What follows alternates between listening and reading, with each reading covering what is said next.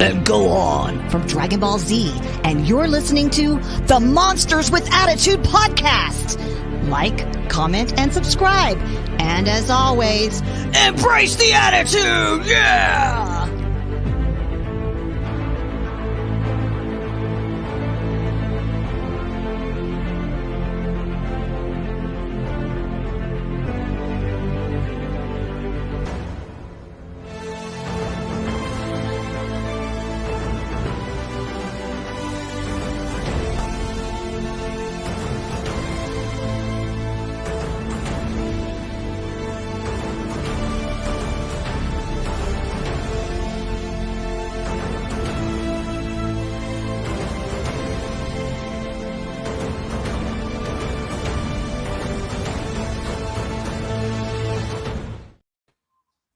What is going on, everybody? Welcome back for another episode of Raw Attitude presented by Monsters with Attitude. I am your host, Eric. Alongside me is Joe Myers, the married to Kaiju. How's it going, Joe?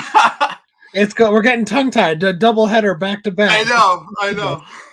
Man, I'm great. Blessed by the best. The big man upstairs shows me, loves me every day, and I'm happy about it. Absolutely. Yeah, I'm excited for this one. This is going to be a very special one. Gonna hit a lot of the nostalgia memories and feels for both of us, I think, because a lot of us, me and Joe especially, grew up watching Super Sentai Tokusatsu shows, the Americanized versions, as you know of them as Power Rangers or Big Bad BeetleBorgs, that kind of stuff. And today we have we have a special guest today. Who worked on those shows and was a special effects artist and does some really great things and things that we saw as we watched the shows and everything like that. And, we're going to talk about some of that stuff and just his experiences and everything. And it's going to be a lot of fun. I know Joe's excited for this. I'm excited for this. So without further ado, let us welcome Rick Shick to the show. Rick, thank you for being here. And, Rick. yeah, we are super excited. It's you. Hey.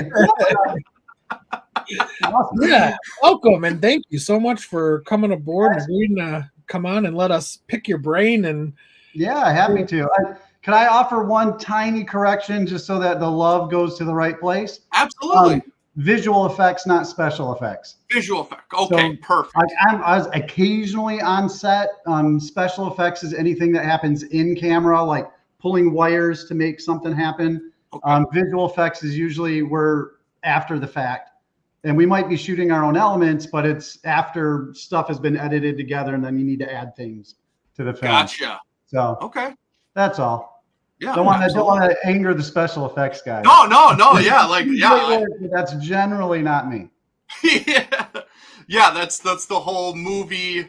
Maybe groups and everything like that. Yeah, I want to make sure that we credit everybody that's rightfully so. No worries.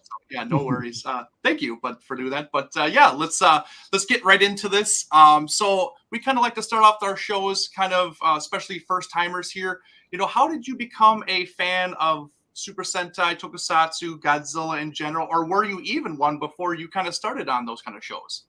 Gotcha. So I've always liked Godzilla, but I think it was just part of me liking sci-fi, fantasy, otherworldly stuff.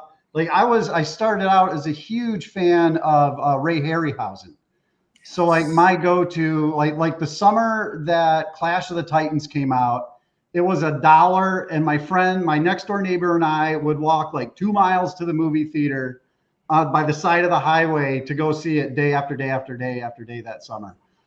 Just love stop motion, just blown away by Medusa and the fact that it looks so real. And how do they do there's fire on her, but I know she's stop motion, but she's moving. And they're like all the snakes, and it killed me. It was incredible. So that's more, I love that stuff. And yeah, like Godzilla's always been fun. I've loved seeing him change over the years. I have an affinity for the originals, especially because my wife is a huge fan, much larger fan than I am of Godzilla. And that's affected our lives in many ways. Yeah, like he's just Godzilla's awesome. The Super Sentai stuff, I barely even knew what that was until I started working on Power Rangers with the second season. I grew up in Michigan, went to school in Michigan, and then I'm like, I want to make movies. I had a friend who was in LA working for Roger Corman, talking to her once a month. Said, you got to come out here. We'll make beautiful movies together. Yeah, I think I want to go make movies. I don't know what to do. And so I spent maybe a year and a half in LA trying to get work. And the very first thing I did, because my friend, by the time I got there, she had quit Corman, but I got in as a casting assistant, which was an unpaid internship, which was fine because I've been doing graphic design after college in Michigan. I saved up some money before I went to California. And I believe I arrived December 20th of like 1992 or 93. Definitely December 20th. Because it was right, I left before Christmas. My parents were like, don't leave, it's almost Christmas. And I'm like, it was like, don't leave, it's almost 4th of July. Don't leave, it's almost Labor Day. Don't leave, it's almost Thanksgiving. And it's like, I gotta go. So yeah, so I arrived there just before Christmas. And it was when Corman had the Fantastic Four property. And they had to get something shot before the end of the year. So I was a casting assistant on that. On that film was the very first thing I did. But then as an unpaid internship, I could only be unpaid for so long. And then they didn't have a job for me. And then I was shopping my art portfolio around. And I met someone who knew a producer at Paramount, and they knew someone, oh, this Place Modern Video Film, they've got some show that's growing and they need artists, and they need cheap artists who don't know what they're doing, that they can pay very little. And I was like, great, I'll be paid I'm already paid very little. What do I care? I'll be doing something, I'll be getting experience in what I want to be doing. Yeah. I went and interviewed and got a job. So I was the third artist hired. I think I was the third artist hired specifically for Power Rangers. Very nice. So I wanna jump back real quick. The Fantastic Four film, is that the one that there's like a documentary on that was filmed? Everybody kind of that worked on it thought this was actually going to be released, and then it was like shelved. Yeah, it was shelved. Yep. Okay. Yep, that's the one. So I'm a fan of superheroes, but I can't say I'm as knowledgeable like in the behind the scenes stuff as I am with like Toku stuff. But I watched this documentary on that. It's totally off topic. Watched this documentary. I think it was like on Hulu or something about it. I've seen it. Yep. Fascinating, very, very fascinating documentary. For those of you that are not aware of it, should definitely check that out. Yeah, the guy who was the casting assistant before me, I believe he's one of the guys who made that documentary. And so his name is in the credits because they weren't supposed to actually finish the film. All they were supposed to do was start filming. But it's Corman Studios, so they're like, get it done. Like we're so fast, we can get this done in this teeny amount of time. And by the time they got to the point of, the editor wanted to finish it and they weren't supposed to finish it, so they were finishing it, I guess, on their own time. They just used whatever credit list they had from the previous movie. So if it had gone through proper channels and it wasn't in a rush, my name would have been at the end. But instead, it's some other guy. But he was like casting assistant before I was. So like maybe slash the two of us. Gotcha. But like I got to read opposite the actors and stuff. It was a lot of fun. So you said that you and your wife are both Godzilla fans, which answer to my question perfect. So I'm going to ask you a different one. What is your guys' favorite Godzilla film? Favorite Godzilla film? Oh my gosh. I am a sucker for how goofy his son is. And like the mantises like playing soccer and hitting him, and like him falling down is just the funniest thing. But when I was a kid, I remember like being scared to death of those mantises. Yeah. As like a little tiny person watching it on Saturday, was like, I don't think anyone knows I'm watching this. They're spitting all the webs out and like, oh my gosh. So I always dug that. I was at Sony ImageWorks just after the American Godzilla with Matthew Broderick. Yeah. I loved the advertising for that because I remember driving around LA and it'd be like a billboard that says, he starts here, and then you drive and and his tail is here. Oh, Like wow. that kind of scale feeling of like getting excited, but it was not a good movie. I didn't like his design. And I know not enough people who just love Patrick Tatopoulos. He's a great guy, apparently. I do not know him at all, but I know people who know him. But I just remember thinking, like, it looks more like a guy in a suit than he's ever looked like a guy in a suit. Because, like, he's got skinny legs. Yeah. And his arms are longer. Yep. And I don't know. But I did love some of that because of like when he's on the bridge, and I know that was models and compositing layered in, and like it looked great. There were definitely parts of it that just looked awesome. Yeah. But honestly, Year Zero, or Godzilla minus one. That's what I've been wanting probably the last 20, 30 years. Like that is incredible. Just like, oh wait, people matter in these movies. Like, Yep. Story of, oh my gosh, it's not just some kid that I can't stand and parents who are horrible and goofy people. I like goofy people, but usually I like goofy. I don't know. There's like some word that's other than like goofy adjacent. That's like the goofy I don't like versus goofy I like, because I like things that are silly for sure. But I don't know. I just the latest bunch of American movies like there's some cool stuff that looked great, but man, minus one was like, give me more of that. That was incredible. It looked great. It felt great. You cared about everybody. Mm-hmm. Yeah. She should have been dead. Yeah. You're not alone in that. Yeah. But I'll allow it because everything else was awesome. So if that's your choice, good for you. You made enough. Like let's see. Good, bad. Yeah, good. It's all good. Yeah. Great job. That was fantastic. And oh my gosh, I swear to goodness. So where we moved in the south of Atlanta, when we moved here, we didn't know there was a movie studio nearby. There's a movie studio nearby. So Trillis Studios is close by, and like they're shooting Superman there now, I guess. Some of it. They've shot like Guardians, like a bunch of Marvel stuff's been shot there. But I swear to goodness, the Costco by me, a lot of people by the movie theater come to the Costco that's by my house because it's the closest Costco. I swear to goodness, the guy next to me, I think it was the guy who directed Godzilla minus one, because like he and his wife thought I was kind of cutting them off, but my car was right next to theirs and I was slightly ahead of them. And I heard them kind of speaking maybe in Japanese next to me. Yeah. And I'm like, oh, I'm sorry. I'm not, like, yeah. And they're like, oh, this is your car. And I'm like, yeah, I'm right next to you. And I'm like looking at him like, and there's like not a lot of English coming out of them. And it's like a brand new, nice car. And I'm just like, oh, there's a movie studio nearby. And this is where everyone goes for the Costco stuff. So maybe, yeah, like, asked him like, excuse me, did you direct Godzilla minus one? Because he did just sign with an American company.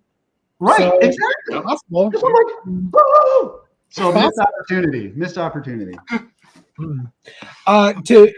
To jump back real quick, I have to say I agree 1,000% with what you said. I loved, even as a kid, I thought the marketing of '98 was some of the best movie marketing. His head is as big as this bus. His tooth is the size of this bench, and all of it. I thought it was great.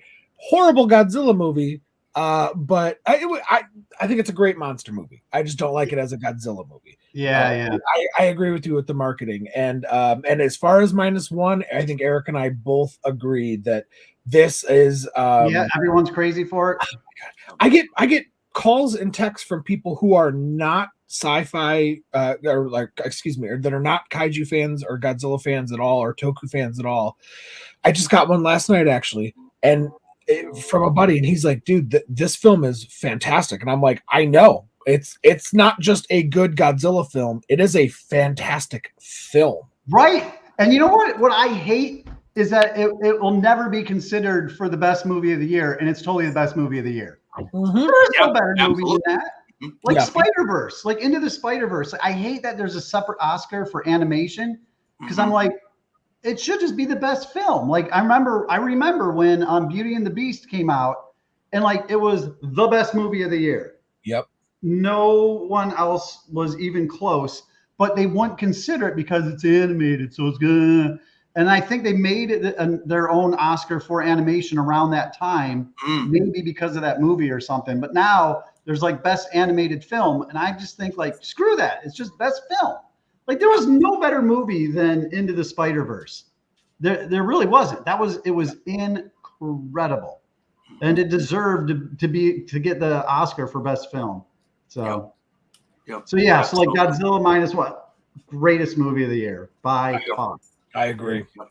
And you know, we're talking about no, that's fine. No, and we've been talking about Godzilla a little bit. You said that your wife is a huge fan of Godzilla, and we kind of touched on this backstage and stuff like that.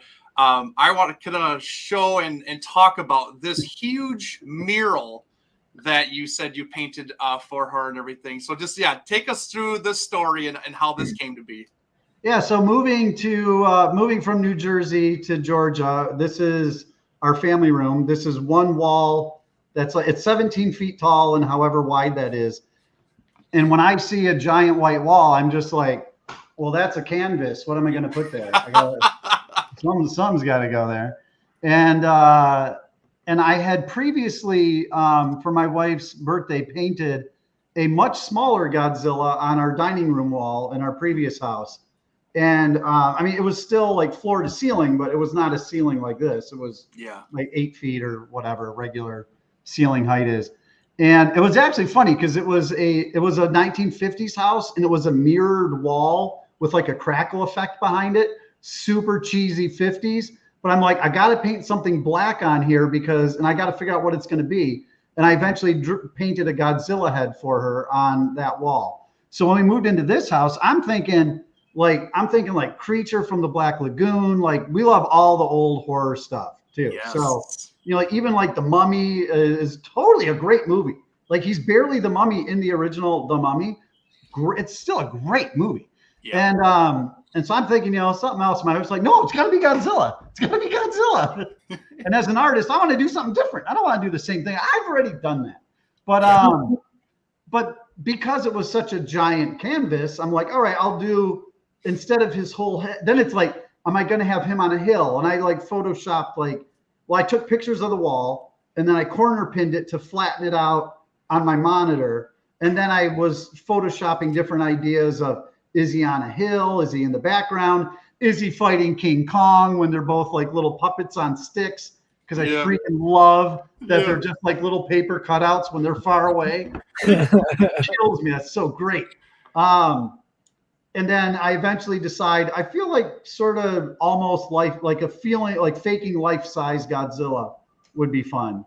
So she likes it when he looks kind of like a pile of poop, which is like 60s or 70s Godzilla. He's just all lumpy, and his eyes are giant on the top of his head. He has no brain. So I'm looking at those, and I put together I put together a pose of his head, and then I just kind of figure in some hands, and I wanted some fins in there. So I rented this like 14-foot tall ladder over a few weekends. Because I had corner pinned it, I made it into like these 2-foot grids, and I painted murals in the past. In the 90s, before I started doing visual effects, one of the things I did was paint murals in like comic book stores and storefronts around Santa Monica. And sometimes I would do projection. Sometimes I would do the pouncing, where you draw a square that's the size it's going to be, and you draw on it till you get the right line, and then you go over it with a little tool that's like a mini pizza cutter with a bunch of spikes on it, and it makes little holes along the lines, and then you put that on the wall, and you powder charcoal against it. You take it off the wall, and then you have a charcoal line. But I've been doing it long enough. I'm an old man now. So I'm like, as long as I get my 2-foot grid, I can just look at a drawing of it with a 2-foot grid on it and just paint it by hand. So that all that painting, all those lines were strings. And then, this is it done. That's amazing. That is absolutely amazing. It's really fun. And the like that door is our bedroom door. So you can see how big the door is. Holy cow. And then like to the left where all the light's coming in on his hand that's up, that's like where the front door is. So like when people come in the front door, they just think it's like wallpaper or a design or something. It doesn't even like, it doesn't come together that, oh, this is a thing. You know, this is like, you have to step back and get away from it to see it. Yeah, and if I'm not mistaken, this is Godzilla from Godzilla vs. Sea Monster, or Ibera Horror of the Deep from 1966. That looks exactly like it. Yeah. Sure, he goes. He's like, yeah, okay, whatever. Yeah. He's like, yes, you're 100% correct. That's exactly what I was going for.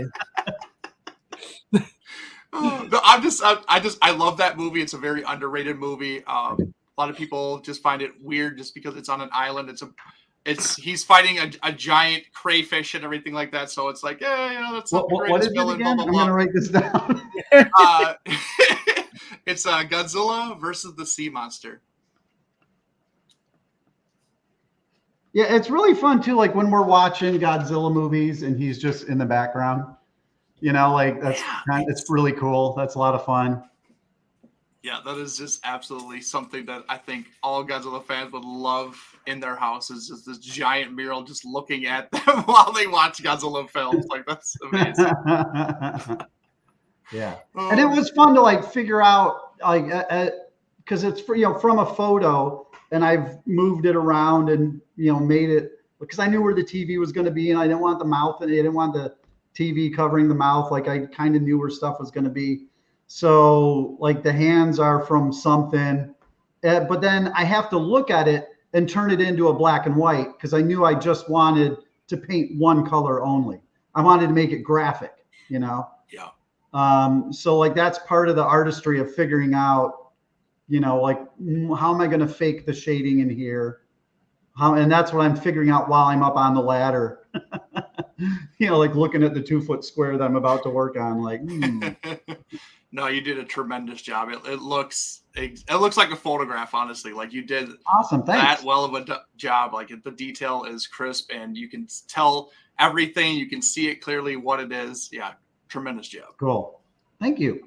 Yeah, it's a lot. It is fun. It's fun. I love it. Yeah. All right. Switching gears here. So how did you, we were talking about how you were working on these Super Sentai shows. How did you get the job for Saban and working on their properties? Sure. So let's see. So I had, when I was in school, when I was in college, I was studying art history. And then I was taking art classes on the side because I liked art. And it's like, you can't make money in art. So art history sounds like a place I could maybe get a job someday. I don't know. But I took so much art, or I took so many art classes, I realized if I stayed one extra year, I could just get 2 degrees. I could get a Bachelor of Fine Arts as well as a Bachelor of Arts in Art History. And it was like my 5th year, like RoboCop 2 came out, and I found Cinefex. I was already a huge Sam Raimi fan because he's from Michigan. And like my friends and I always thought like, well, he makes movies and he's from Michigan. I'm from Michigan. I can make movies, or at least I can maybe help someone make movies, I think. But when RoboCop 2 came out, and I got this magazine called Cinefex about RoboCop 2, and I was just insane for the stop motion in that. It was so amazingly good. It was so lifelike. It was so like it cut so well from real person to puppet person. That's when I think I started like, hey, Western art tends to tell stories. If I'm like looking at Renaissance paintings, like Titian, his Renaissance paintings, they look like comic book pages. Like there's angels flying in and like robes everywhere, and like Michelangelo and like the action poses and stuff. Yeah. I'm like, I think the highest form of Western art might be moving pictures. So it's like, yeah, I think maybe I can go make movies. I should have studied that at some point in my life. But I can go to LA and see what happens, which is pretty much what I did. So I went to LA with an art portfolio. Back then I had, it's like in the closet behind me. I have this big black portfolio full of my stuff that I had drawn or photos of things I had made. I also took a bunch of slides. I had a carousel I could bring around with me if anyone Oh, wow. do a carousel. I can put that in because that's what you did back then. Yeah. So I was lugging that thing around. I went to Rhythm and Hughes and got rejected. I went to Kyoto. Like I'd write to places. There was a book called Hollywood 411, and it would have like the latest address of everyone doing whatever in Hollywood. And I would use that to try to make appointments to go meet people. And so I remember going to Kyoto Brothers, and they had some desert scene laid out in their studio. And there's like the Winnebago on the wall from what was that? From Spaceballs. Oh yeah. And like they ended up redoing. I think they did some dinosaur stuff for Power Rangers at some point. But anyway, like the Kyoto Brothers, like, oh my gosh, I got to meet the Kyoto Brothers.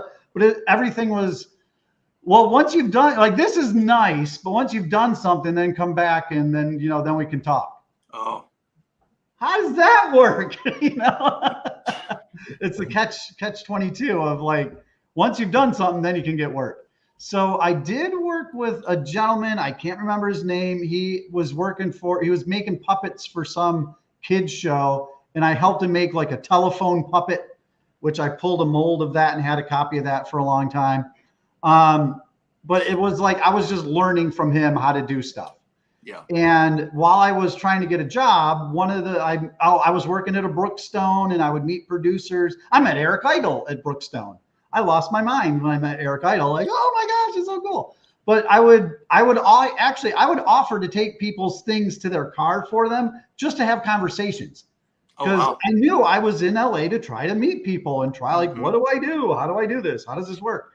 And so, I would meet producers, and they're like, if you want to get a girl to dance, you got to ask 100 girls out. So they're like, always be asking for, who has work. Like, don't be shy. Talk to whoever you can. So I eventually met someone who knew a producer on the Paramount lot. And it was always fun because if you met someone or, you had an in like at the Paramount lot, just walking around the Paramount lot, I saw a ton of scrims of alien planets for Star Trek that were just like the big doors were open and all these giant paintings or whatever are hanging there. And like, it's just always neat to walk around and just see stuff that's going on. And like, I think, what was it? Congo had come out or was coming out, or I know that like the animatronics were in a water pool at Paramount. Like the hippo attack was there. And like in the parking lot, you could tell, this is where they flooded. Like you could see just by like the way the walls were like, I'm parking in the area that they flood. Oh, that's so cool. Wow. So I met this producer, and super nice. And we talked for a while, could not even begin to remember who it was, but they knew someone who, they had a kids show and it was getting big and they needed more people for the second season. And back then they were working at night. So I went in at night with my big portfolio and, unzipped it and shown my stuff. And there were two young artists and the guy, Brian Longbotham, who ran the department. And they interviewed me, and it was like in a dark room. It was because it was at night. And usually doing visual effects, you want it dark so that your monitor is what you see. You don't want other lights interfering with what you're looking at. And they sat me down and they're like, okay, so what? You talk like that. I'm Brian. Hold on, I need a drink of water. So Brian Longbotham talk like this. Like, okay, so I'm gonna put you over here. I want you to sit down and draw a map for this fence. There's a fence on this model. Draw a map for that. Let's see how that goes. We'll see how this goes. So I'm like, okay, sir. So I'm like sitting down at a computer and I have a tablet and a pen to draw with. And I am just like sweating bullets. And what I'm doing is drawing a little mat. It's the moon model, the moon castle. Rita has a moon castle. And Putties are going to throw her garbage can over the railing because Lord Zed's coming in at the beginning of season 2. Yep. I don't know any of this. I just know draw a mat for this fence that they're going to comp in the Putties behind the railing of the balcony on the castle. And so I am just like drawn. And I felt like maybe it was 20 minutes. I'm just like, like worried about every line. Like, oh my God, am I doing a good job? And they needed people. So it's like, okay, he can draw. We see he can sculpt. We know we're going to be doing this putty break where the putties get hit in the chest and they do stop motion to break apart. They already knew that plan. They're like, okay, well, this guy can sculpt. So he can do, they hired me to do half of like the logistics stuff. Like I was helping the coordinator. I was a coordinator's assistant and I was an artist. And so I got the job.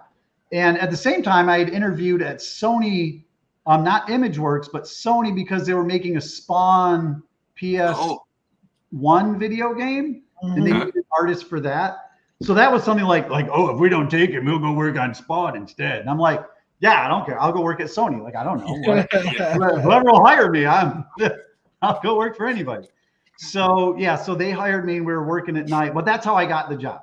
Is I basically had been trying for a while, walking around with my portfolio, trying to get a job in Hollywood.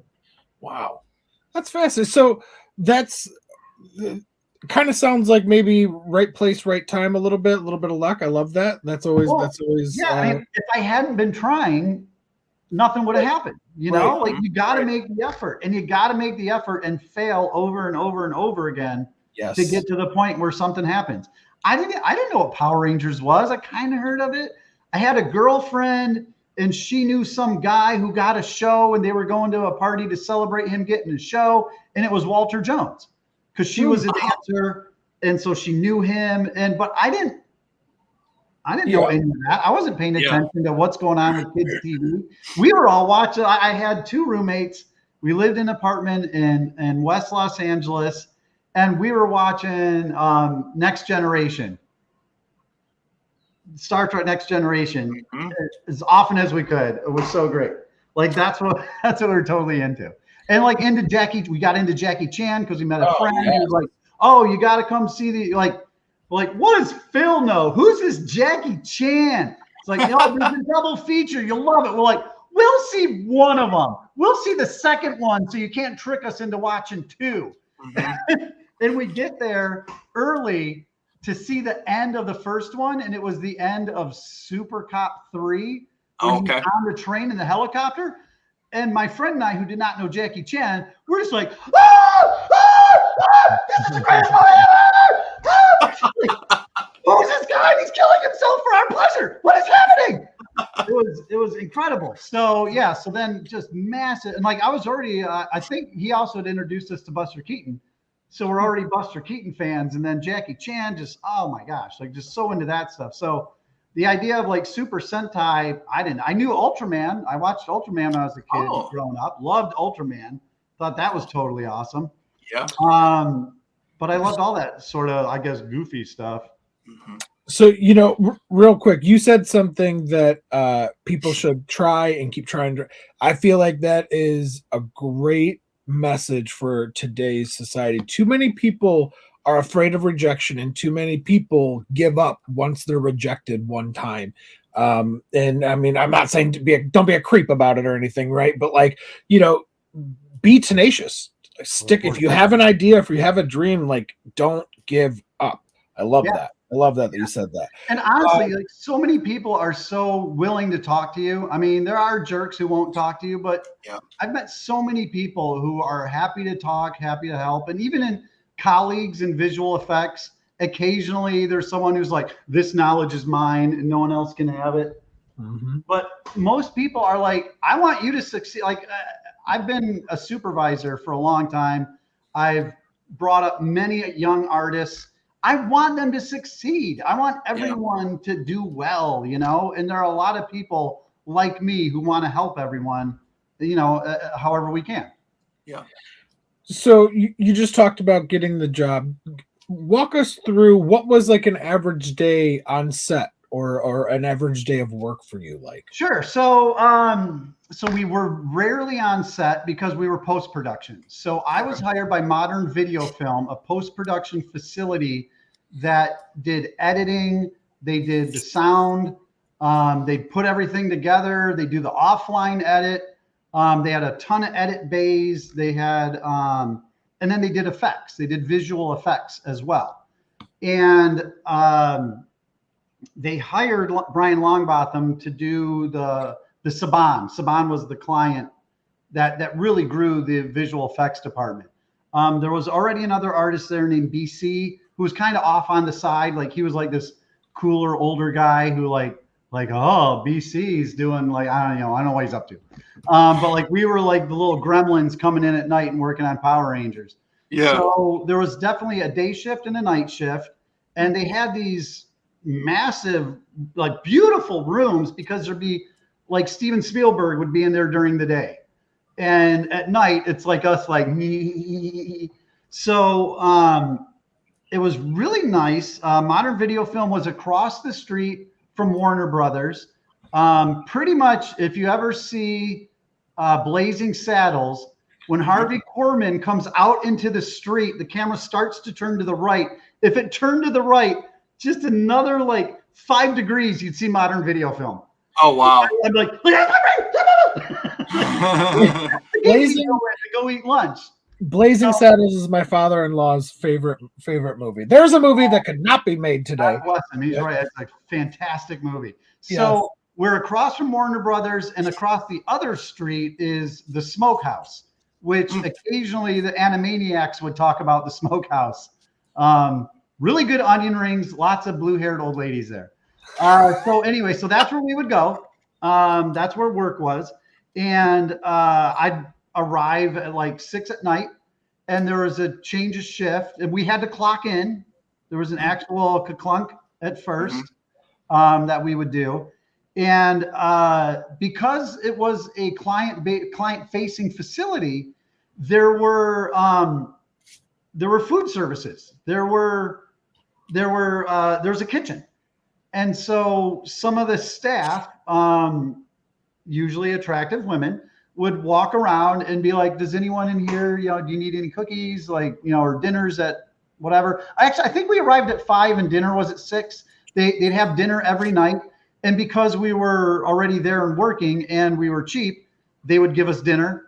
I think our boss probably like, hey, make sure these kids get dinner. And they're like, okay, we'll do that. So like we'd be fed, and so we'd come in, you'd start working. Back then there was no memory in the computer that you were working on. So I was working on a Quantel Henry, which you'd have a pen in one hand like this that people have seen and draw on a tablet, which was not a screen, but it's like a surface. Yeah. And then in your other hand, instead of a mouse, you'd have this is a mouse, but let's pretend it isn't. You'd have a thing called a rat, and it had different buttons on it. And so the Henry was set up sort of like Play School. My friend Mike Carter always called it like compositing, like a Play School version of compositing, because it was really simply laid out. But you could bring in layers of film, and on the rat, you would go into like a roto program or a roto section of it, and you would like click buttons to advance forward or go back, which was kind of like the old timey flipping of frames. So when we're drawing electricity frame at a time, we're actually looking at the previous frame, looking at the next frame, looking at the frame we're on, and then you could render whatever you drew. So you're constantly like clickety click, click, click back and forth and checking on your animation as you're drawing it, because most of the energy was hand-drawn energy effects. It was just drawing lightning frame at a time over and over again. So I've probably drawn hundreds of thousands of bolts of lightning. So that you'd start out your day doing that. Oh, wait, there's the coordinating part. So we have on the wall behind us would have, I have some right here. Look at this. So the coordinator and myself, Mickey Rourke was our amazing coordinator. She would put these little pieces of paper on the wall, and there'd be like 50 of them for an episode. So like, this says putty breaks. I'll read it. It's episode 15, episode 77, shot number 15. So this would be on the wall and be like, oh, putty break, that's mine. And like artists would take shots. So all this is in a computer now. It's not a physical thing. But I used to have to like take pictures of the frames. So anyway, So you get your work, you go to your room, you would call down, you had a microphone, and you call down to the tape room. Hey, can I get Power Ranger, or MMPR tape 73? And then, and someone in the tape room's like, yep, I'll get it. And they would load a tape into a machine far away from you that you could then see and control. You'd pull your footage in, set it up in your desktop in the software, and then you'd work on it for the day. And at the end of the day, it's like, hey, can you get a archive tape, 25 and lay off tape 3? And you'd lay off, you'd render out the shots that you had put together. You'd put them on the tape, and then you'd have to archive whatever you were working on, because when they came in the morning, they were free to blow everything away that was on the machine because there was no storage. Like, it was just there on the desktop. So if it was there, they had to get rid of it to start their day. Oh, wow. So yeah, so like that's how you stored things, was on. Oh wait, hold on, I'll go get you one. Dead air. Dead air. As long as we can keep it under 9 minutes, I think we'll be good. So this is a digibeta tape.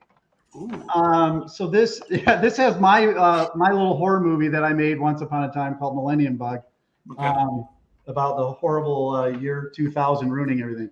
But this is the sort of tape that all of the film was transferred to. Oh, wow. So this would be in a machine room, this giant thing. Wow. On this Sony Ampex. Wait, is it Sony? No, it's Ampex. So it's an Ampex tape, digital Betacam.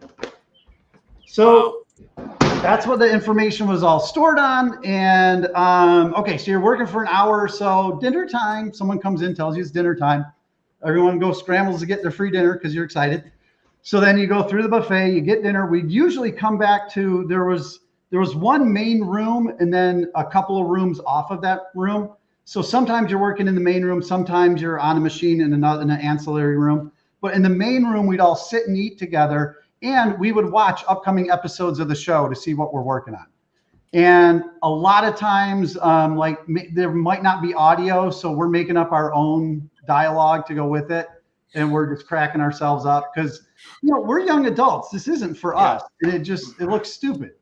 And unfortunately, a lot of it was kind of stupid. But I'll never forget when Adam he was giving a presentation in school, and he was explaining what a he had a kaleidoscope, but he was explaining what a prism is. And then like Mrs. Appleby or whatever is like, oh, very good, Adam, you get 100. And I'm like, no, that's a prism. That's not a kaleidoscope. But it was like a kaleidoscope monster, but they didn't know what a kaleidoscope was, or they thought a kaleidoscope was like well, come on. So anyway, so we'd watch the show and just to get a feel of what's going on, and also a lot of the monsters appearing and disappearing. I mean, it was wonderful because it would just say like in the script, monster appears. And it would just be like, there's nothing. And then suddenly the monster's there. And depending what he is, it was up to us to decide how are we going to make him appear. And our boss was like, whatever you guys want to do, I'm more than happy to give it a shot. So a lot of times we were making up how the monster was going to appear. Like if it was a pachinko monster, we made like an outline of a pachinko shape, and we put it on a piece of white backing and laid it at an angle, and then we poured pachinko balls down into it because we're like, let's fill it up with pachinko, let's fill it up with metal balls. That makes sense. And it was really awesome because Saban did not care for the most part. Maybe in later seasons they did, but it was just like, get it done. So like we were doing whatever came to mind, and like whatever Brian, our boss, had in mind, we do that, or whatever we thought of, we could do it. So then you'd be working on your effects and you're trying to get shots done. And if you got something done, you'd take your little piece of paper and go put it on the done side, and you'd go get a new one to work on. And then sometimes we would shoot our own elements. Oh, like the pachinko balls. Like that, we'd actually have to shoot somewhere. So in the main room, there was the off room that had a Henry. Another room had a compositing system called a Hale, which was just another version of Henry. And then the main room had a Grass Valley Graphics Factory and an SGI and a downward facing camera that was called a Manipulator 3000. So you'd have a camera facing down at a pane of glass, and you could put green under it, you could put blue under it, you could put whatever, and you could shoot elements on that camera. So that's like where we would shoot the putties. So if I knew I was going to be doing a putty break, I would sculpt a putty, and then I'd be able to look at a feed of like the actor, you know, in the suit, like the frame before he disappears, and I'd line up the putty to match his position, and then I would shoot it on this downward facing camera, one frame at a time, and animate his arms, and everything always had to clear frame. So like sometimes we were shooting stuff like that in the main room. Sometimes we were in the basement of modern video film. The basement was a parking lot, and we had 2 spots by the elevator that we could segment off if we needed to shoot elements there. So there was like some fog, I think, that like went through Angel Grove, and like it went through the high school, and we like rebuilt the walls and did dry ice, like rolling through the same shape. But we would shoot that in the basement. And of course we'd lay down in it because we think it's funny, and we're like, getting up. But we didn't know that dry ice, you really shouldn't be breathing it. So then it's like, I don't feel good. What's happening? I need to go outside for a while. One of our accountants, I believe, I think his name was Paul. He had a pyrotechnician's license. So if we were doing like, and we were doing some sort of spark, he would bring in chemicals, and we would sculpt little shapes to like shoot it out in a certain way or whatever. We could set stuff on fire in the basement. We could light off these chemicals to like get different elements. It was crazy. It was tons of fun. It sounds like a blast.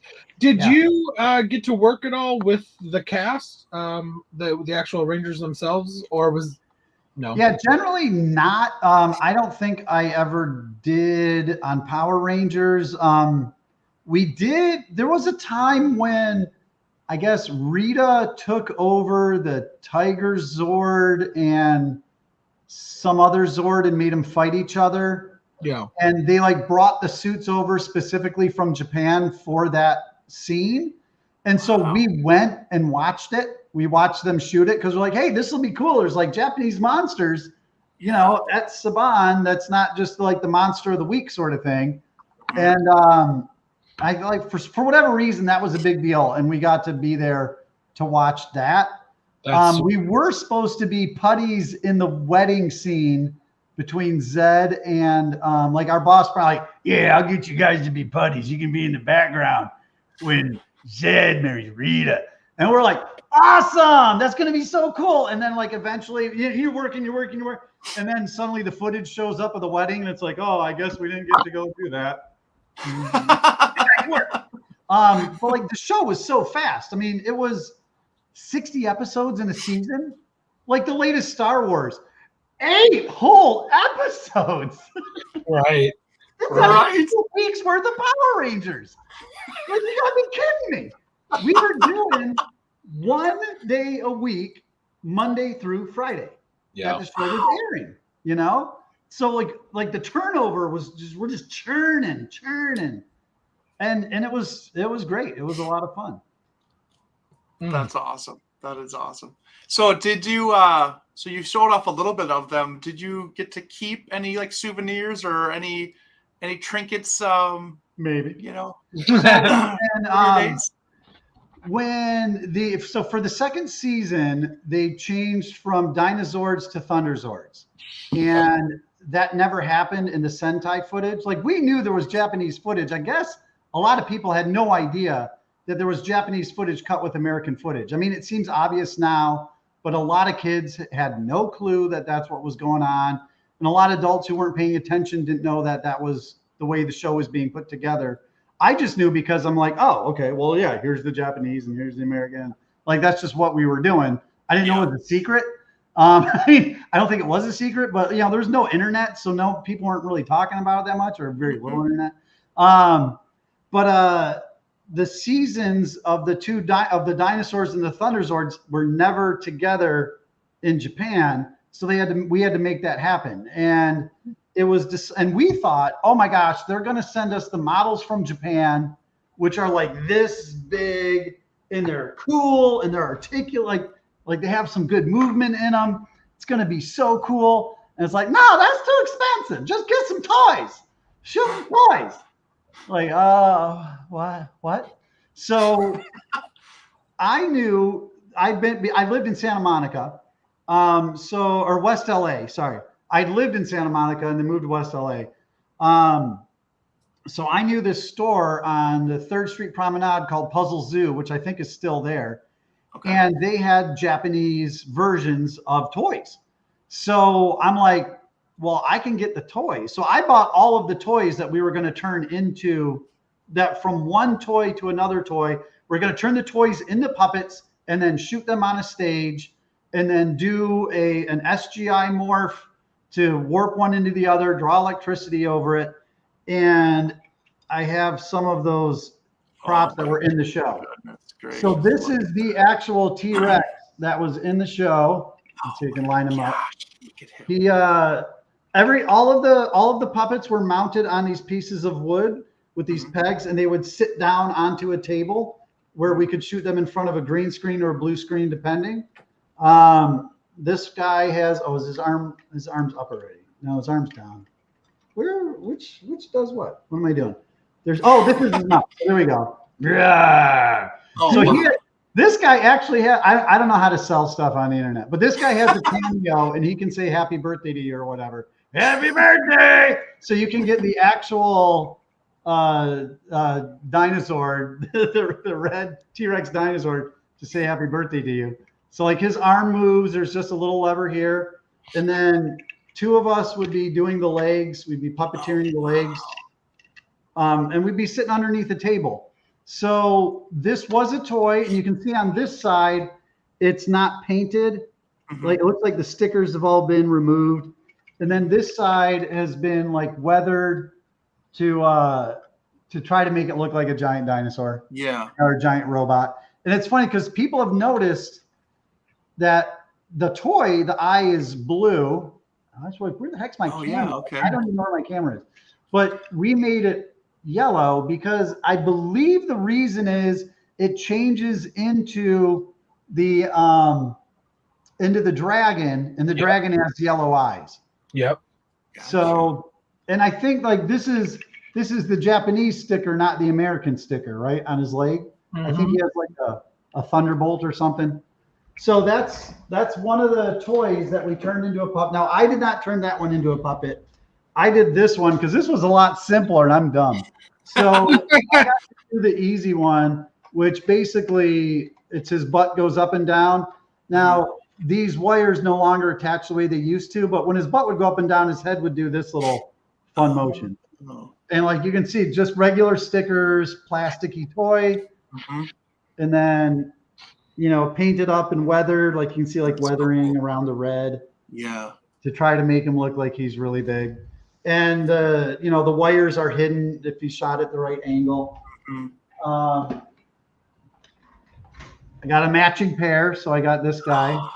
That's cool. So he turned into the other one. And these wires, I'm not even going to pull these wires, but it would make his head go up and down and his mouth open and close. He's a little more, he is, I should say, a little less stout than the other 2 because his face was resculpted. Actually, it's kind of fun here. His arms were resculpted to be longer, so you could actually see them. I was noticing that, yeah. Yeah. So someone, one of the guys, sculpted this arm just to make it show up a little bit more. Okay. And then my dog chewed on it at some point. He's a little beat up, but he's still on cameo. So for BeetleBorgs, this is one of my favorite puppets. It's a fish log that I guess I didn't really sculpt it, but I did cast it and mold it and paint it and skin it. So for BeetleBorgs, there was a little character that they introduced in the 2nd season called Little Ghoul, and she was basically a Jawa. And after Beetlejuice came out, they're like, oh, we want her to like pull her hood back and have like a blast of things come out. Oh yeah. So they're just like, do a Beetlejuice thing. So I don't know how I had this amazing idea, but I'm like, okay, I live in Santa Monica. I'm going to go down to the Santa Monica Pier. I'm going to buy some fish, and then I'll like bake them in the oven to dry them out. And then I'll tie them all together with string. You can kind of see the string stayed. I kind of cut into the fish a little bit to get them to like fit into each other a little bit more. Yeah. And so, okay, so I baked them. I cut them up. I tied them together, and then I put it in plaster to make a plaster cast. And like when you make a plaster cast, you like make a box and you fill it with the plaster, and then you set this guy in it, set this down in the box, and then you build another wall, and then you put like some Vaseline on the top of the plaster that's dry. Then you pour more plaster over it to make the second half of the mold, and then you take the mold apart. So this, I call this fish log, and there's a aluminum armature going through the whole body. There's foam rubber inside, and then a latex skin around it. And then I painted the fish back on, and some of the ropes still showed up, so I painted the ropes. Like this fish kind of broke open a little bit in the plaster, and it actually got a little tiny bit of a skeleton in there. So I repainted that. And then I had this hooked up over a blue screen. So when little ghoul pulls her hood back and you're seeing it from behind, this is one of the puppets that in the stop motion, comes out from the side and like wiggles around and then goes back into her head. Oh, that's cool. And then that's the same with this. This is little ghoul's eyeball. So she had eyeballs on stock, and this is a stop motion puppet that we would animate wiggling around. Yeah, that's awesome. I have Titanus. Ooh. Because this is another part of it was never in the show. Titanus never was with like, I don't know, the Zeo Megazord maybe, or some Zord that he was never with in the original Japanese. And there's one Zord that looks like a bunch of an apartment building Zord. So Titanus wasn't in anything. All the dinosaurs weren't in. They were only in season 1 in Zoo Ranger. Gotcha. Right. Yeah. So Titanus actually stuck around for years. They used them with season 3 or you guys used him with season 3 with like the ninja and stuff, but he was never in that. Okay. And actually even brought Titanus back in space and as just a toy. But okay. Yeah, so there were 2 Zords that needed to drop into him. So once again, I went to Puzzle Zoo. I got the toy, and then this is all painted up. And on this side, you can actually see there's a gap. Oh yeah. So I had to buy 2 of them to get 2 of these cannons aiming the same way, where the side is finished correctly. But you can see there's like a cut through here. We actually our boss actually rigged this to shoot fire out of both cannons and out of his mouth. Oh, that's so cool. And in his belly, there's a little piece of plexiglass and a little container. We would put some water and dry ice in here. So we get like a little bit of fog rolling out, and we'd have lights underneath that plastic that were, sparkling. So here's some of the wires. And he just was on a string, and I was at the end of like a card table pulling him toward me, so he's shooting at me. I always thought that was kind of awesome. Like, Titanus is trying to get me. But yeah, like, it was always like, if we can do something for real, let's do it for real. And so like that was one of the awesome things about Brian Longbotham was like, yeah, let's put fire in it. Like, why the hell not? I'm like, yeah, why not? Let's do it. That's awesome. Like, that'll be totally cool. So yeah, I have a lot of. There's a bunch of other stuff, but those are some of the cool things. That's amazing. That is so cool. I'm just throwing it out there. If you ever want to sell it, you know me now. Hit me up. Here's the thing. So you guys got this marketing thing down because you got your ats on. I just put that MMPR guy. I don't remember like what my TikTok is or what my Instagram is or that sort of stuff. But like I started going to conventions. Yeah, saw that. Yeah. Oh yeah. So there's conventions. So like I'll bring these and people will pay to take pictures with them. So, and like with the latest Ranger Stop and Pop coming up June 21st, I had to sign a contract that I'm going to charge $20 per signature. So I used to just sign anything because I'm like, I'm nobody. I'll sign your whatever you want. But then some people were like, well, I got to give you something. So I'm like, $10? No, yeah. So I'm like, okay, I guess $10. I'm like, weird. I'm used to writing checks and giving money away, not signing and then receiving money. That's like a whole new mind-blowing situation for me. But with the latest one, they're like, no, you got to charge $20 per signature. So I do have like I showed you the memorabilia stuff that I have. Like I thought that this might be something like, like this is from the Ranger storybook. This is like one of the bugs that is crawling around in the background. So it's a copy of original artwork that was in the show. And and then like the flyers for like the 100th wrap party episode. So I couldn't like even give those away at the last time I went to a convention. So I figure if I have to charge for a signature, it's like, here, you get this. Like pick which piece of memorabilia you want my signature on. That way, at least I'm giving you something. Right. And then like these putties, like this is my original, it's upside down, hold on. This is my original template that I used to make the putties for the show. I just don't want them to fall. So there we go. So like this is the size they were. It's the exact same sort of clay plasticina that I used to make them with. And I still even have, these are the exact same tools. And it even says MVF on it, modern video film. Oh, wow. So it's the same tool. I'm the same tool making them. So I make these putties and like I'm selling those too. And they're screen ready. So it's like they're the exact same way I used to make them for the show, same size, same everything. That's awesome. Amazing. Yeah. I mean, just, like whatever anyone's interested in, we're like, yeah, let's do it. We're all for it. Heck yeah.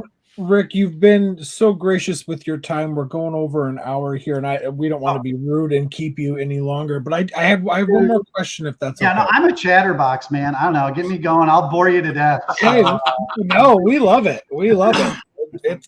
It's great. What's your fondest memory of working on these shows? Fondest, you know what? So I've been doing visual effects for like just over 30 years at this point, and honestly, we had so much fun just being allowed. I know I've heard horrible stories about Chaim Saban, and he cheated everyone out of this and that. And while he was our client, he was highly entertaining when he was in the office. Like any meeting with him was a riot. But the fact that we got to be so creative, and it was up to us to decide, like, how is this going to work? Especially after they canned Brian Longbotham. And then Rick Cortez, he was one of the main artists. So he was Rick 1 and I was Rick A. At least I think that's how we did it, because I didn't want to be Rick number 2. Like, well, we already have a Rick, so you're Rick number 2. I'm like, no, I'm Rick A. So so at one point, Rick Cortez and I were in charge of the show between visual effects supervisors. Now, if we had been smart at the time, we'd been like, I'm visual effects supervisor now, and I can do this job, I think. But like so much of what was on screen was just stuff that we made up. And so like the face stealing monster, when the faces are escaping at the end of that episode, it's me, it's Rick Cortez, it's my nephew, it's our friends, it's our friends' faces coming out. Like we were able to insert ourselves into stuff. Like that's always fun. But working on these shows, I'd say just working with the artists that I worked with and the creative environment we were in, it was incredibly fun. It's really hard. Like I've done some creative stuff since then, and like with some crazy props and like I love coming up with like different people have different hammers that they are in their toolbox. My hammer is, can we shoot this for real? Is there some way I can make an element to make this effect happen and not just do it in a computer? Yeah, eventually we'll be in a computer to layer stuff. But if I can shoot something for real, I want to do that. And to have the ability to do stop motion to do live action puppets, to do miniatures, to make scenery, you know, all that, to shoot. Oh my gosh, to shoot like pyrotechnics in our basement, you know, like that stuff was great. And doing it with awesome artists who like, they would do. So the two original guys, Trent Shumway and Rick Cortez, were friends from high school, started right out of high school working on the show. Incredible guys, incredibly talented. They would have challenges of like, okay, let's draw this, and then who draws it better? And they would make themselves get better that way. Yeah. So once I was there, at first they hated me because they thought the producer who like recommended me was a friend of mine. They're like, oh, we don't like that guy, so we're going to hate his guy. But I didn't know anyone. I'm just like, I don't know anything. I don't know what's going on. I'm just happy to be here. Yeah. So we eventually became great friends. And then I was doing the challenges with them, and I became a better artist. I look back at the drawings I used to do. I'm like, wow, I used to be okay. I stink now because I haven't kept it up, but they've kept it up. And so, and then like eventually we hired my roommate because my roommate was a really good illustrator and we needed more artists. And we just had so much fun, I think, as a group working on that show. Like there, I don't know that there's like one specific, like beside like the great feeling that I had working on it at the time of like being allowed to just make stuff up. And here it is on TV the next day. And if it didn't work, oh well, because there were very little time for revisions. Yeah. Yeah. You know, it was just like do it and get it done and, you know, make something up. Well, I just want to say that you had such a strong part in helping bring to life a show that was a massive part of a lot of people's childhood, specifically Eric and I's. And for that, thank you. And it's a nostalgia. It's a feeling. I still turn it on. Yeah, has it aged as gracefully? Probably not, but it's still fun. It reminds me of a simpler time, and I still love it. And so thank you for that, and also thank you for your time today. Yeah, my pleasure. No problem. Yeah, happy to do it. I mean, and honestly, I feel like having talked to fans now, having gone to these conventions and being a nobody behind the scenes. I'm not a beautiful Power Ranger. No one ever saw me on camera. And I've talked to so many incredibly gracious people, and they're so nice. And like, I like go back and tell like the team of artists I was working with, I'm like, you know, it feels like we're just working in the dark on our own. And once you're done, you just get on to the next thing. Like, but there are people out there who love what we're doing. It's really cool. It's so nice to hear. It's so great. It really is. And it's completely unexpected. It's like, but it is super nice. But thank you very much. I really appreciate it. It's definitely like, yeah, I could see that it's just mind-boggling that, you know, people like us, you know, keep up with this and just appreciate the little things. You know, you might think it's little, but like it's the little things that go a long way, honestly. Like, you know, you are the one who sculpted the putties. Like that was one of the biggest things for that show in general, honestly. I mean, I remember me and my cousin and my brothers, like we'd go out and play Power Rangers and putties, and we'd be running around, you know, we just make the weird, stupid noises, you know, and everything like this. But like that was such a huge part of the show, and you were behind that, you know, like that is such a great thing. And just to meet you and see you and talk to you, like that's, you know, a feather in my cap, honestly, because I was like, oh my God, like I got to talk to that guy who made those putties, who made them break up as ridiculous as it looked and everything. But it was so cool to us as kids. Like it just, like Joe said, like it brought us back to a simpler time where we enjoyed this stuff. We loved it. And we just immersed ourselves in it. And just, thank you for what you did for the show and any other show that you were a part of. I mean, it's awesome. Oh, thanks so much. Yeah. And I mean, like back then I'm like, yeah, I'm getting paid to do stop motion. I'm like, woohoo. I'm like so excited. Like I'm Ray Harryhausen. This is awesome. Yeah, exactly. Oh my goodness. Well, yes. You know, like Joe said, we don't want to keep you too long. We've taken at least an hour of your time. So thank you for being so gracious with your time. You know, maybe, you know, we could keep in contact. Maybe we'll do a second episode, you know, and talk about stuff that we haven't, been able to touch more on, maybe the BeetleBorgs, maybe VR Troopers, stuff like that. Like, would definitely love to talk about that stuff and your experiences with those shows. Sure. Yeah, I'm happy to. Like I said, I'll just get me going, and I'll just bore you to death with stories. But you won't bore us. You will not bore us. That's for sure.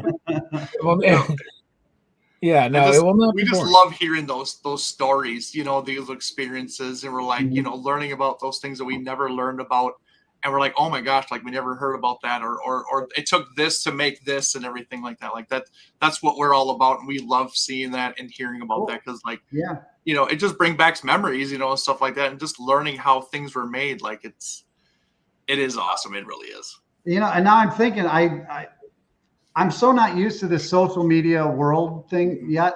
Like, we're making a YouTube show where I talk about behind the scenes stuff. Like, it's called Behind the Power, Behind the Power VFX. So, I mean, feel free to, I don't know, like, how crass am I in promoting my own show on your show? I don't know. No. That's actually that's part of it. Yeah. That was our last thing, was that. Do I have to be subtle? Yeah, no, not at all. Yeah, so like that's, and I'm more than happy to talk with you guys as well. Even if you see some episodes and it brings up questions, let's do it. Or be on my show, I'm on your show again. That's all fine with me. But Behind the Power, they want to have it before the next Ranger Stop. So Ranger Stop is June 21st, Friday, Saturday, and Sunday. I'm going to that. It's in downtown Atlanta at the Omni Hotel. I have a panel this time, and I'm going to be shooting. I decided for my panel to try to make it as fun as possible is we're going to do, like, there's a putty attack in the theater, and then I'm going to do a stop motion break apart at the end, and I'm going to shoot it like I'm the director. So I'm going to have someone in the audience stand up and be me, and then I'll be out in the audience with the camera, like, directing the action. And we're going to have like a special guest ranger going to come and kick the putty's butt. But then I'll do like the stop motion animation. And then the next day or next 2 days, we'll, have it all put together like a scene from the show. So, like, I just figured, like what's fun, like, it's fun for me. I think it'll be fun for everyone in the audience can be in it. So, I think it'll be neat. That's awesome. That's so. And watch my show or my Instagrams if you can find me, or my TikTok, wherever that is. Well, yeah, actually, and also look at rickshick.com. That's where I got his pictures of his Godzilla mural and everything. He's got a little biography about him. It's got a list of his movies and shows he's worked on, which is a list a mile long almost. Like, holy buckets, man. Hats to you for doing that. But yeah, if you guys are interested more in finding more information about Rick, visit his website. Yeah. Let's do it. But yeah, I think that's it for us. Rick, thank you so much. It's been an honor and a pleasure talking with you. Everybody who has joined in live and watching this later. Oh yeah, are there people watching this now? There is, absolutely there is. Really? Hey everybody. Yes. Yes, we've cool. had a bunch of people chiming in and just kind of just saying thank you. Well, I mean, if for people want to ask questions or something, if you guys have time, I'm just hanging out. I mean, my wife and I already watched our 2 episodes of Chips for the day. All more allowed. There's 2 a day. We've been binging Chips lately. Our idea of binging is 2 a day. So that's over. I've already mowed the lawn. Full chemicals are in. I don't think I have anything else I have to do. So if people want to ask questions, I'll answer questions. Is that okay with you guys? Anybody in the chat have a question or two? Give them a minute or two to. Is there like a list of something that you're seeing of people chatting, like, that I can see too? Or like if I go on another computer? Yeah, you have to pull it up on your phone. Okay. Or your tablet. And I will send you the link of the show. Yeah, I'm sorry. It's funny because anymore the work I do is mostly on a computer. Like I say, like my hammer is real, and that a lot of that is trying to make elements, but most of my work is sitting at a computer. So when I'm not working, I like to be as far away from computers as I can. So I'm not that's as technically literate as people like to think that I should be. That is completely understandable, though. Realist Goji fan wants to know what your opinion is. Who's better, Godzilla or Kong? You know, it just depends. I love them both in different ways. I mean, they're both great. And what was it? Was it 1963? Wasn't it like the third movie that King Kong fought Godzilla? It was like it was very early on, and it's horrible, and I love it. It's just the fact that it's literally like there's a mountain range, and there are two paper cutouts on like popsicle sticks in the background going like this. I can't get enough of that. That's just crazy. So I don't know that one's better than the other. Maybe the mythology. But then the stories change, you know, with each new version, it's a different story with this inner Earth, and it's not just Skull Island. It's the hollow Earth theory with the latest one. I guess now he has a robot arm. I haven't seen that one yet. I just saw that in the commercial, and Godzilla looks like he's jogging. Yep. So I don't think I like that so much. But yeah, I mean, I don't know. Like, how do you pick your favorite monster? Like, Creature from the Black Lagoon is awesome. Like, you can pick your favorite monster very easy. It's Godzilla. Oh, okay. Well, there you go. I think if I'm sitting in the dark watching it and I'm just paying attention to nothing else, that's it for me. Like, I don't like one better than. I love all of my children equally. Godzilla Train 1090 wants to know, how was your experience working on Superman and Spider-Man, two of my favorite superheroes? Oh, awesome. So working on Superman Returns was actually super interesting. That was a really cool year for me because back then in the aughts, I had started doing. I had a job as a creative director, and I was directing cinematics for video games. So back then, E3 was really big until it crashed. They decided to cut it off at some point. I think it was right after my thing. But I got into Arnson Communications, making cinematics for Electronic Arts, which was the biggest video game company around and the most money to spend on things. And when I made the cinematic for Superman Returns, the video game, that was the biggest one they had ever made. They spent more money on that than anything, probably because they got the music from the 1978 movie. I'm sure that was hugely expensive. But I got to meet with the clients, and we talked. Like, I saw a model of the Metropolis that they had made, and back then, like, oh my gosh, all of Metropolis being a playable location is incredible. And they wanted to highlight Metallo being a giant towering tornado. And so like crafting the story, I remember making storyboards for that, for the video game cinematic. And we were going to do a 360 display, where we actually did at Electronic Arts. It was a 360 display of 16 high-def screens that all had to be synced together, which was really difficult back then. And telling like a really quick Superman story. Now, I like to think that I came up with the idea where there's a missile being shot at a building, Superman intercepts it, and at the last second, they kind of hit the top of the building, so he saves everyone, but a little bit of damage. And I feel like I've seen that in movies nowadays, and I'm like, I did that. I did that first. That was me. I did that. They copied my idea. But like telling a Superman story was really cool. I remember like plotting out what his flight path was from the side and from above. Like a whole lot of thought went into making this Superman cinematic. And then my very next job was I went back to Sony ImageWorks and worked on Superman Returns. One of the last shots in the movie where Superman's flying over Metropolis. And it was really cool to do two versions of Superman within the same year. Because I mean, a lot of people didn't do that. Now, I was working as a freelancer at Sony off and on, so I was excited to come back. And I'm like, hey guys, I just finished directing a cinematic for this very movie, for the video game of this movie. And it was a cool shot. It was Superman, like it's an iconic thing of Superman flying over a city. And it was interesting. At the time, I was working on a software called Flame, and they had just come up with like 3D tracking in the computer. Before then, everything you were tracking it by eyeball. You're like trying to figure it out by hand where it is, and in the 2D world. So in 3D, they would set up a 3D scene, but like we would bet there was a whole lot of just you make it work in Flame, which was the department I worked in. It was like we kind of wash our hands of it.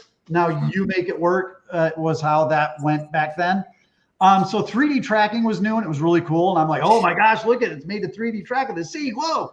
And it was fun because the footage was a helicopter flying the opposite direction, flying into town toward the Washington Bridge.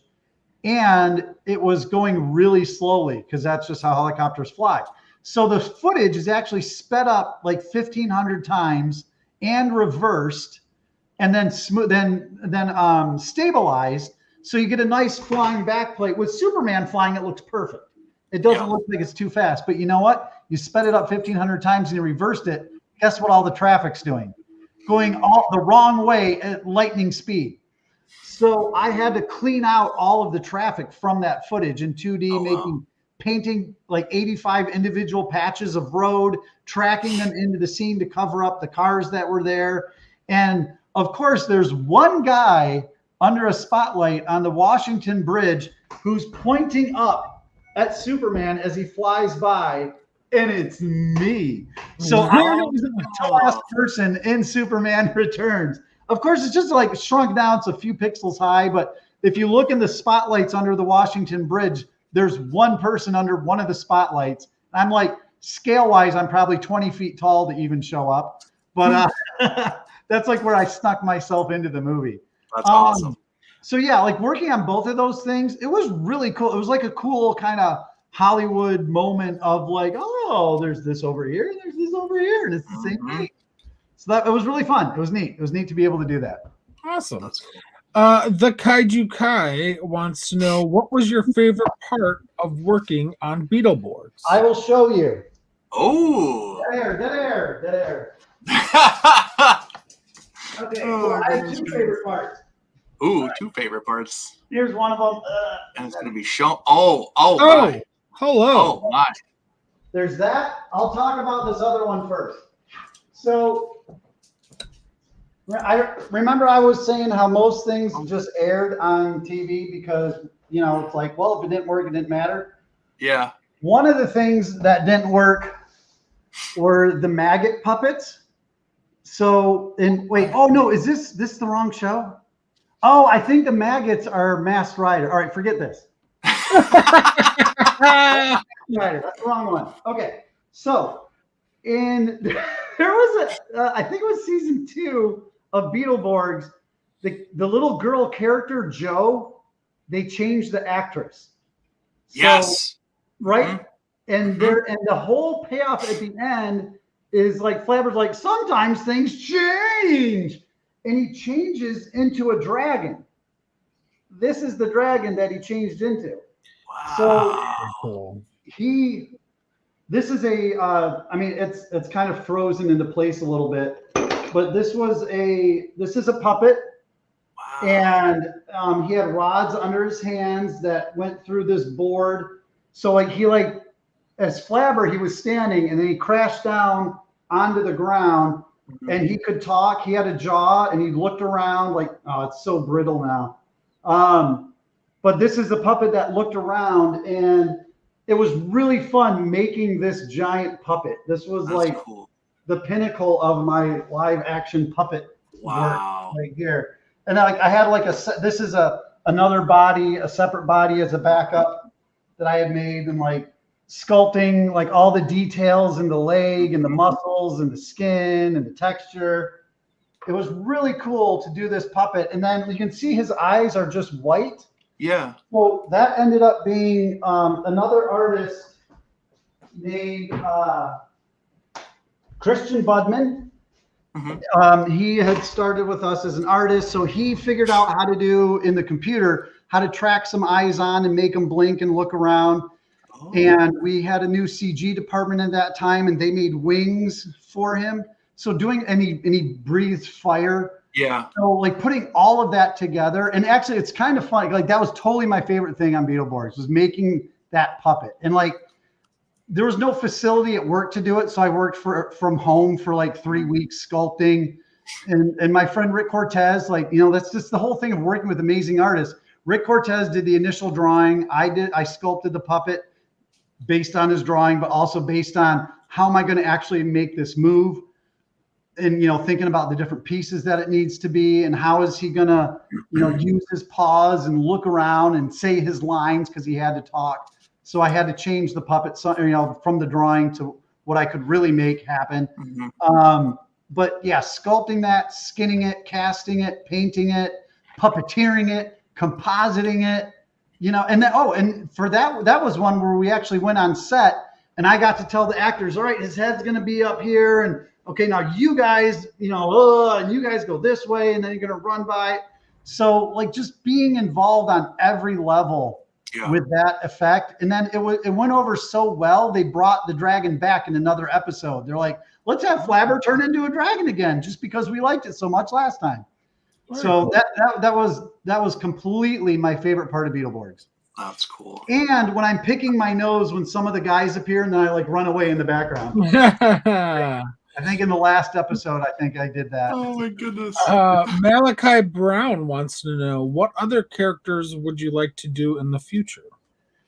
Well, you know, it's funny because now I'm working from home. In 2009, we left LA. We moved to Texas near Austin because it's artsy fartsy, and figured maybe I could keep working. And my whole idea was I just want to work from home, but I couldn't get enough work to work from home. I got maybe 10% of what I needed. So I had to fly back to LA. I ended up back in Albuquerque because I'm like, okay, New Mexico is half the distance that LA is from my house. So I'll go work on Green Lantern there. So the whole reason I went to LA and then like moving around, at this point, I'm like, I'm working from home. I love working from my house. I go into the office for the place I'm currently work with once a week at my choice, just because I also like miss people. So I'll go in once a week. But I love working from home. I always wanted to direct a Spider-Man movie long before. That's why I have from Canon Films coming this Christmas, 1986, Spider-Man the movie. I always wanted to direct a Spider-Man movie. That's why basically I went to LA. And one of my biggest failure stories is related to Spider-Man. So I love Spider-Man. I don't want to leave my house. So it's like, unless someone wants me to direct, like I'll go direct a Sharknado movie. That would be awesome. like you got some like low class asylum level crap. Like I'd leave my house to go direct that. I don't know that there's a character in particular. I just like fun stories. I like doing fun things. I like not sitting and staring at a computer in darkness. I like being out and talking with people and coming up with solutions. And hey, you know, like, oh, we need maggot puppets. I'll make a maggot puppet. You know, like we need a dead blue Taraco. Hey, instead of a PG one, we can get a stuffed one, and then I'll basically turn it into a puppet and shoot it in my backyard for a TV show. I love all that stuff. I think a Mad Max would be awesome as far as characters go. I would love to work on a Mad Max movie. That'd be cool. But if I'm working from my house, like I'll do anything from here. Like let me work from home and go walk instead of drive to my house, and it's awesome. Right on. Looks like we have 2 more questions from the chat. The Kaiju Kai wants to know, was there anything prop or special effects wise that you used on both Power Rangers and BeetleBorgs? Well, we shot our own pyrotechnics a lot, and so we'd reuse those elements. I imagine there was some of that. There were reels, like I showed you that digibeta tape. So there were reels going around where people would shoot fire and then share it with somebody else, or you'd shoot fire. There was a TV show called 3 that was like 3 people who aren't detectives are going to get to, but they have specific, they have specific skills, and together they make an amazing team to fight crime or solve mysteries or whatever it was. And Julie Bowman, who was in the blonde mom in Modern Family, she was in it when she was super young. So 3, they actually, in a black room, a guy in a black suit, they lit him on fire so that we could get the fire element. I reused that element in just about every show ever in the 90s. It was in Charmed. It was in Satan's School for Girls. It'd be in BeetleBorgs. It'd be in Power Rangers. It'd be in everything. Because you'd get an element and then it'd go on your reel and then you'd take it with you. They're like, hey, I've got a fire thing that we could use. It'd be in Fantasy Island when they redid that with Malcolm McDowell. So I imagine there's a lot of fire elements and maybe some sparky kind of elements that we had on a tape that we used in both. Yeah. Specifically, I can't think of anything. BeetleBorgs, we made up a whole bunch of stuff. We made up even more stuff than we did for Power Rangers because Flabber's fabulous and he could do anything. So we could do anything. So that was that was tons of fun to work on. Making up stuff like an eyeball on a stock puppet, making up the fish log. But as far as this eyeball was not in Power Rangers and BeetleBorgs, that didn't happen. But an element, an element that we had on tape of a piece of fire or something like that, that would have probably been in both. Gotcha. Right on. All right, last one here. This is from, I believe it's Marcus Watson. Were you one of the guys that made the Venom suit or worked on it for Spider? Nope. Okay. I saw it. I saw it in progress. I saw the development of some of the Venom effect for Spider-Man 3. So I kind of had a weird relationship with Spider-Man of working on it, not working on it, not being allowed to work on it. Sam Raimi saying, I want you to come back and work on it. And I'm like, oh, I just talked to Sam Raimi. He said he wanted to. So yeah, there's a whole bunch of Spider-Man, weird stories. But as far as the suit goes, I worked on Spider-Man, if I remember right. I think I only worked on Spider-Man 3 after it was in the theater. So Sam Raimi had so many buckets of money that there were 2 shots that he didn't like when the movie went out. One was the Sandman coming together for the first time and big, long slides, super, super technical, super difficult shot of going around him as he comes together and he falls apart. He comes together and he falls apart. Yeah. And then the other one was when Spider-Man hits him with all that water and he gets blasted into the river, and then he's a mud man and he comes up and he looks at the Evil Dead 2 little mirror thing of his kid. It's totally Evil Dead 2, Linda. It's a throwback to that. But he didn't like the way both of those shots came out. So each time it would be the movie was released in a new area, they would have a better version of those shots. So artists are furiously working away. So when Sony called me to come work on Spider-Man 3, I'm like, I just saw that in the theater. So how can I, what? And they're like, just come here, we need you. So I worked on the Mudman shot when he comes back together. Because I guess in the first version of it, I think it was released in Japan first. It was basically like a diagonal wipe from the mud CG creature to Thomas Hayden Church, and it did not line up. And then someone worked on it, and then when it was released in Europe, it was a little bit better. But for the DVD, I guess he wanted it to be really good. So Sam spent his own money to make those 2 shots better for posterity's sake. So I worked on the Mudman, and I basically had to cut, the CG did not line up with the actor at all. And I had to cut it into a zillion pieces and reanimate it. And I did mats of him drying out, his nose dries out first, his forehead starts to dry out, steam's coming off of him. In the theater, none of that happened. It was much more Power Rangery, where it's very simple. And then he paid me just a week or 2 just to make it way better than it was any way I could. And it got to the point where I think my last day, I may have done like a 17-hour day. And they're like, when are you going to be done? I'm like, when you tell me to stop. There's like so many little things I can fix that I could just keep going and fixing and fixing and fixing. So you tell me when you want to cut me off. Yeah. But that was cool. I even forgot what the question was. Was it? No, it was if you had worked on the Venom suit. No. No. That's great. Rick, you've been so awesome. Thank you so much for staying later and taking all these fan questions. Honestly, I would love to have you back for a part 2 to tackle VR Troopers and BeetleBorgs, Masked Rider, and then honestly, maybe even a part 3 and 4. And you've worked on so many things. I think I think we could do this in several different parts. If you want to look at IMDb and see what interests you and put them into groups, I mean, that's what we're doing for our show. It's like, I think that's what we're gonna have to do. Honestly, it's been a blast. It's been a privilege. Thank you so much. I hope you enjoyed it. Yeah, totally. I hope there wasn't 9 minutes of dead air or anything. Yeah, honestly, it feels like 5 minutes.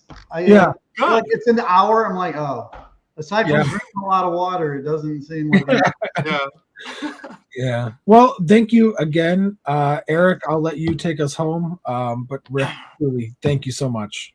My pleasure. Just thank you. I mean, everything Joe said, hopefully episode 2, 3 and beyond would be amazing. So and just thank you for all the viewers now and later, and go check out Rick on all his socials, especially Instagram. He's very active on there. That's how I found him and everything. So that was really cool. So he does a lot of stuff there. Obviously, check out his website, rickshick.com. Find any other information. And like he said, look him up on IMDb. You can see some more stuff that he's done and everything. But just thank you so much. And I think that's it for us. So thank you, everybody. Thank you, Rick. And everybody, have a good night. Take care, everybody. Thanks for having me.